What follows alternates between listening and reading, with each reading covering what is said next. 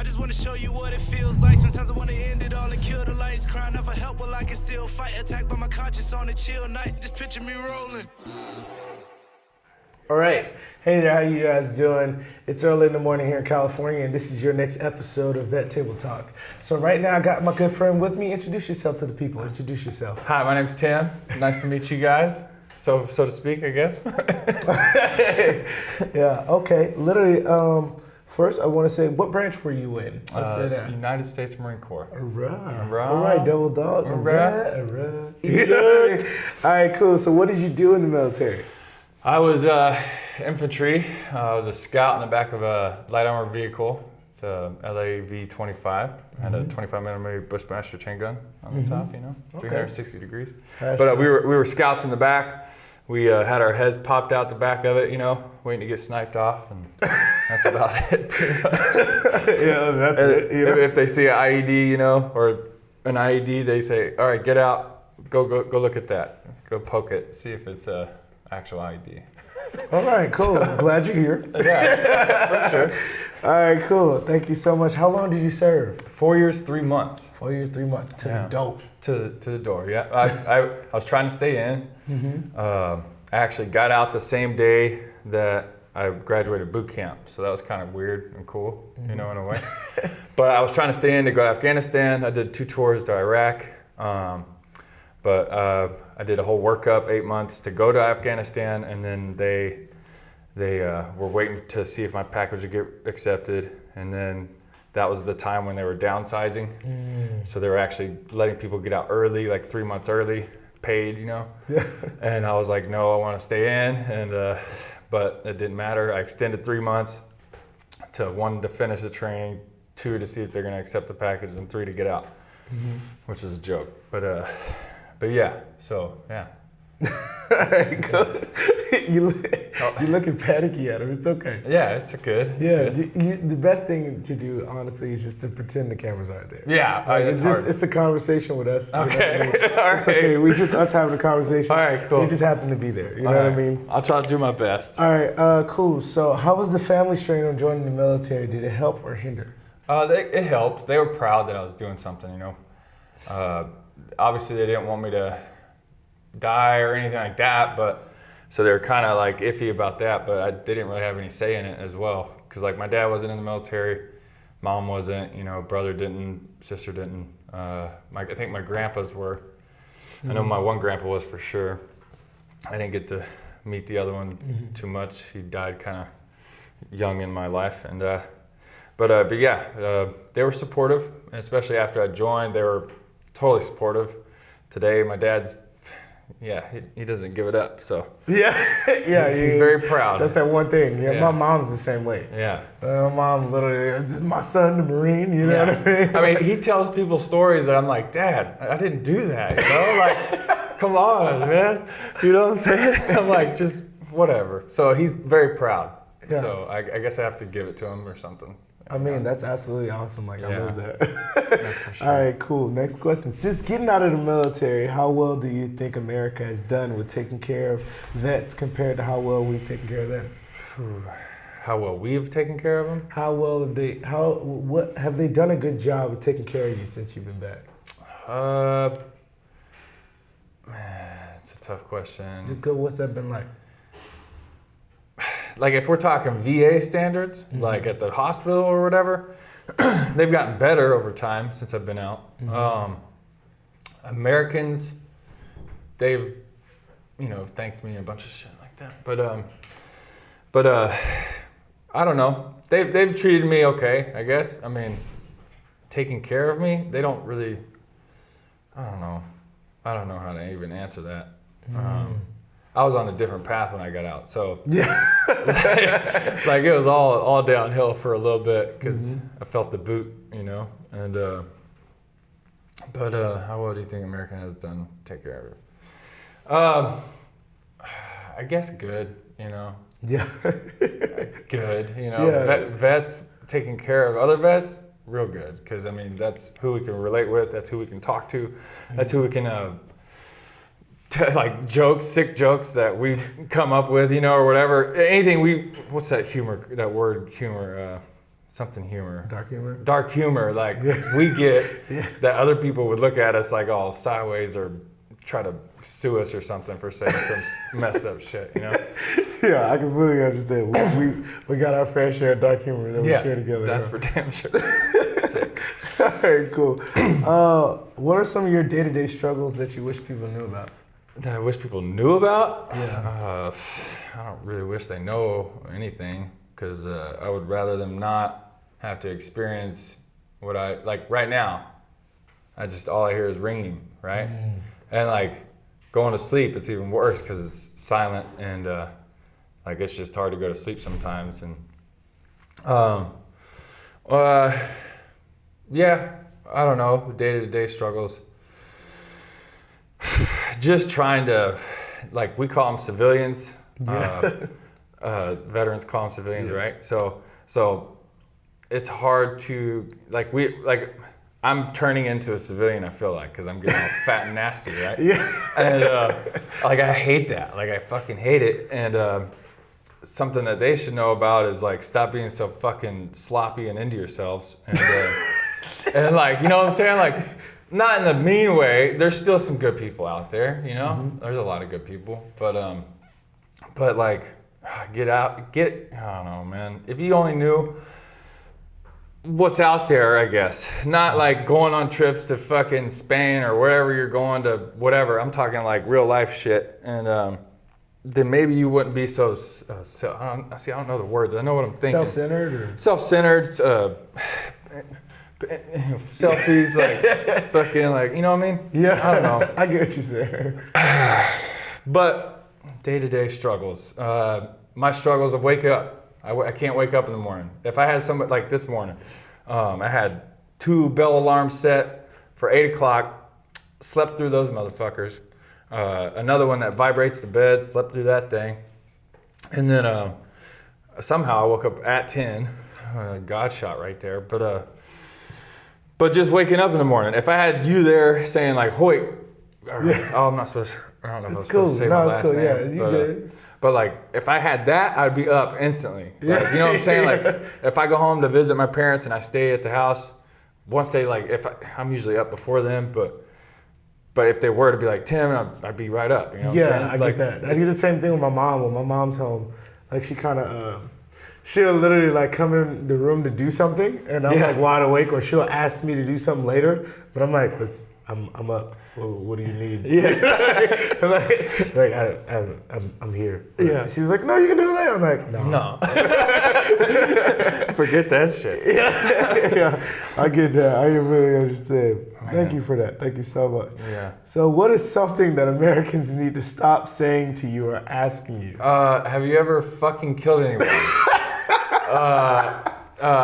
Thank you for your service. Like, I get that, like, thank you for your service. I get it. Thank you. Like, because I don't know what to say back. You're like, I don't want to say you're welcome. You know what I mean? Like, I just say thank you back. When they say thank you for your service, I say thank you. But like, at the same time, like, I mean, that's a nice thing to say, I guess. Mm-hmm. But I don't know. I don't know how to take it, I guess. Because I feel like I could have done a lot more. Like, if I would have stayed in. And like, what the fuck, man? So, yeah, but definitely the killing thing. Like, did you ever kill anyone? Like, get the fuck out of here with that shit. Like, don't ask veterans that. Don't ask military people that. Yeah. No matter their job in the military, don't ask them that. Like, it's not something they openly want to talk to about with a civilian. You know what I'm saying? Fuck that. Yeah.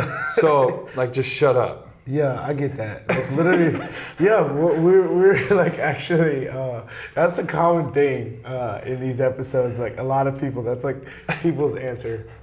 Literally the third time. So, literally, a big thing people ask is, have you killed someone? And that's a question. It's just like, you know, like, I'm neither going to deny or, confirm those allegations. Like, fuck you, dude. Yeah. Stop asking me. And one thing we all came to a conclusion. It was on the topic of like, just thank you for acknowledging my service, right? It was thank you for acknowledging my service. So like, when people say thank you for your service, I just say thank you, and it's in the acronym. Thank you for acknowledging my service. Yeah. You know what I mean? Yeah. Just keep it clean, keep it smooth, and it's just okay. I'll work on that. Yeah. Cool.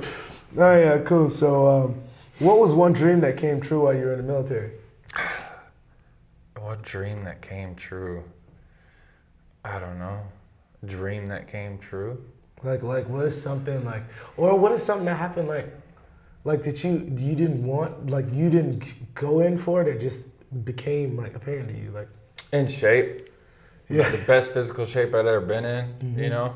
Felt good, felt healthy, all that stuff. I didn't have to worry about too much.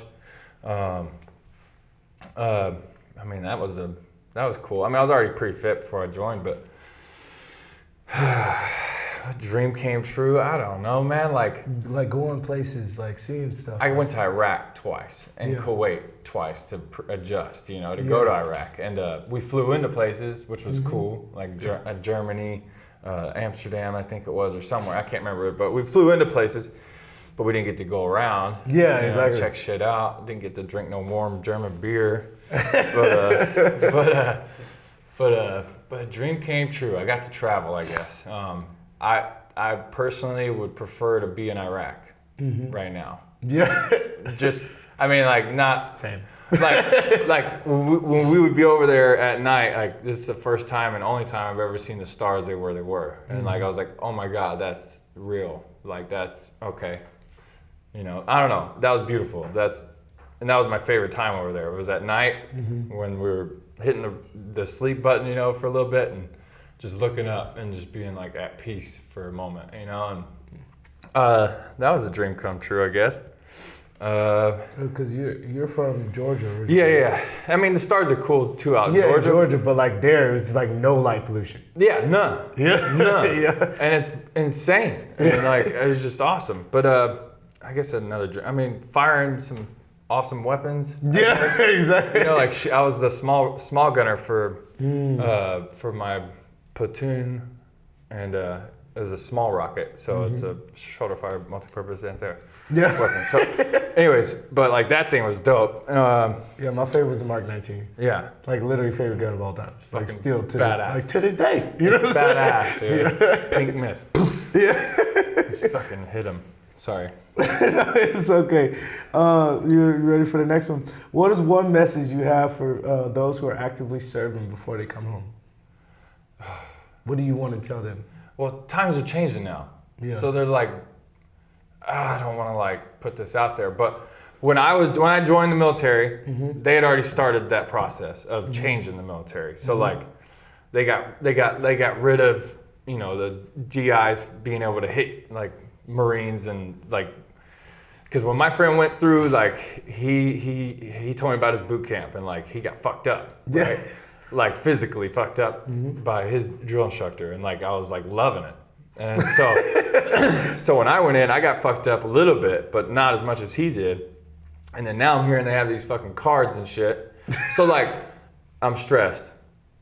Please, I need a minute or something. Like F you, dude. Like get out of here with that bullshit, mothers of America. So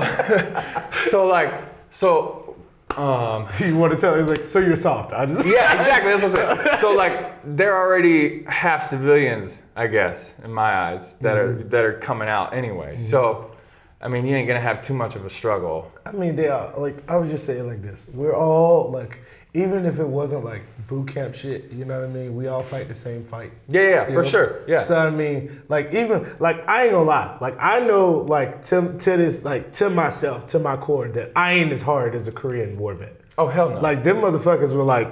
Yeah. Like the Yeah. Like fucking, you see the shit that they just get. the boots with no fucking soles that, you know, it's just leather and they're fucking running into fucking Vietnam and shit. Like, and then you like the World War vets and like you hear the stories of these motherfuckers and you're like, all right, like you are a fucking god amongst them, man. Yeah. And I appreciate you. How did you do that shit? Yeah, exactly. How did y'all even do that shit? And like I read a guy's NAM. Yeah. Once, and his NAM was like fucking every war like movie I've ever saw in my life, like times 10. And I was like I felt like a bitch just reading it. I said, you know, you've done more in this award than I could have ever done in my Marine Corps That's career. true. That is very true. Yeah, so you know what I mean? Like, so I would say like, what is some advice you'll give them coming home though? Okay, so try to leave get some of your guys' numbers, which I'm sure you already have, and stay connected with them, especially like if you're having struggles, because like those are the guys you can talk to. You can try talking to your family if your family members are vets too. Like that's a cool thing, but they're not gonna understand where you're coming from on that mindset and that military background. So like when you come home, try to leave all that shit aside. It's hard. I have a struggle with it today still, to not treat people like they're idiots. Because I mean, I'm an idiot too. I get that thing, yeah. Sometimes I gotta let people off the hook, you know what I mean? Yeah. I get told that all the time, like, you gotta let them off the hook. They don't know. But I'll twitch and like just blow up anyways. But whatever. Because people are stupid. But I try to keep it honed. It's gotten better. It's gotten a lot better since then. But yeah, try to not let their actions affect you, and try to like just it's hard to say be normal in this society, but don't let your military background depict on how you treat others, I guess. Yeah, like because like it's just not, they haven't been through the same experiences, they haven't been through the same training. They just don't know. They don't. And sometimes like letting them off the hook, just let them off the hook. Exactly. You know what I mean? Exactly. Like it's way easier that way, because like I was really struggling. Yeah. When I first got out, and it was hard for me to let people off the hook. So I get exactly what you mean. Yeah. Like so yeah, that was good. Thank you for that. Like literally let them off the hook because they don't know. They just don't know what they don't know, and it's okay to just let them have their moment. You know what I mean? Yeah. And sometimes you gotta fucking take a walk, take a smoke, and call your buddy, and you can call him and you can bitch about it, and your buddy will be like, I feel that. Yeah. You know what I mean? That just happened to me. You'll be okay. Yeah. You know what I mean? You'll be okay again. So just try not to end up in jail or institutions, even though most of us probably have. You know, I've ended up in institutions. Like I'll be literally losing my fucking mind sometimes, and you know sometimes I gotta go to my happy place. Go jails, time out. yeah, I've been to jails. Vacation for a little bit. You know what I mean? tried to go to institution. You know, I wanted to, but they didn't let me. So. No, they won't fucking stop me from going. For every time I go in, they think I'm homeless. I'm like, I have a house, I have a car, I have a dog. I have to get home to my pets. I have plants to water. You know what I mean? You know what I mean? So that's like one thing that happens with me. So, next one. All right, final question. You know what I mean? All right, what are you doing now to stand out today? Like to define yourself outside of your veteran status and to declare your own individuality? That is a question. Dude, I was diagnosed with major depression after I got out, and went through some stuff. You know, got on some meds for a little bit, and then I'd struggle with that daily. So.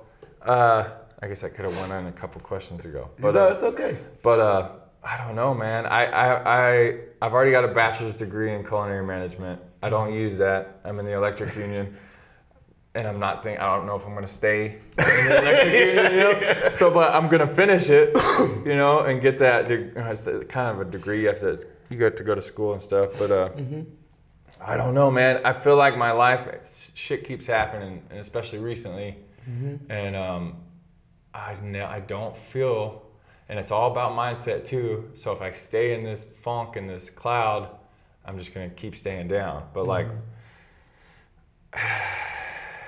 it's detrimental not to judge where you're at based on somebody else's achievements, you know? And like, I've done that in the past, and it's like brought me down even more because I'm not growing in myself, you know what I'm saying? But to stand out today, I don't really do much, man. I try to live a simple life. I try to stay, you know, small, because I don't know how I could handle big. I don't know. And I really do appreciate it. That's like really transparent of you. And like literally some people do come on here and be like, I don't fucking know. Yeah. And that's okay. Yeah. You know what I mean? Like, cause for a long time, like I've always had the dream to get in like entertainment and music and shit like this. You know what I mean? The podcast and YouTube and shit like this, it's just something that kind of evolved into itself. Yeah. Like like sometimes I don't fucking know where I'm going with all this shit. Yeah. Like it's okay. It's cool. Because I'm like, I really come in here with a smidget of hope. Like I hope this shit'll work. I hope this will be the thing. That'd be You know what I mean? yeah. That'll be dope. That'd be cool. But if it doesn't, you know what I mean? It's okay too. You Yeah. know what I mean? And I really do appreciate you like being here and being transparent with me. And thank you just so much for being here today with us and literally just being open and vulnerable to the people. Like I tell people all the time, like I actually have a lot of connections and I have a lot of contacts. If you're living in California, if you need some VA services, if you need like support with disability, if you need help with service dog stuff, I'm gonna link all that stuff down in the description. You can actually email us at VetTableTalk@gmail.com. I'm gonna link that down below as well. And I want you guys to reach out and you guys can, is it okay if I give them your like info, just email or something? That's cool. Yeah, and literally, what we'll do is we'll get to those channels so you can get connected with people because like what has helped me, I don't know about you for sure, but I know what has helped me, you know what I mean? Because I can't speak for everybody, is connecting with other vets. Like meeting Tim was a blessing, you know what I mean? Sure. And thank you so much. Give me a hug, brother. Definitely, Give me a hug, man. Give me a hug. We got all these cords and wires. Let's hope we don't break shit. Thank you. Yeah. That's good stuff. Thank you so much. And yeah, man, so this wraps it up on this episode of Vet Table Talk. We'll see you guys later. Stay wild, stay proud, and stay loud. You know what I'm saying? Hey, y'all be good, all right? I talk as if it were my last chance. Look at my soul, I hope you don't see a bad man. Confessions of an artist who never had fans. Strip me of my pride inside. And truthfully, I get afraid in the light. And I'm begging you to save me tonight.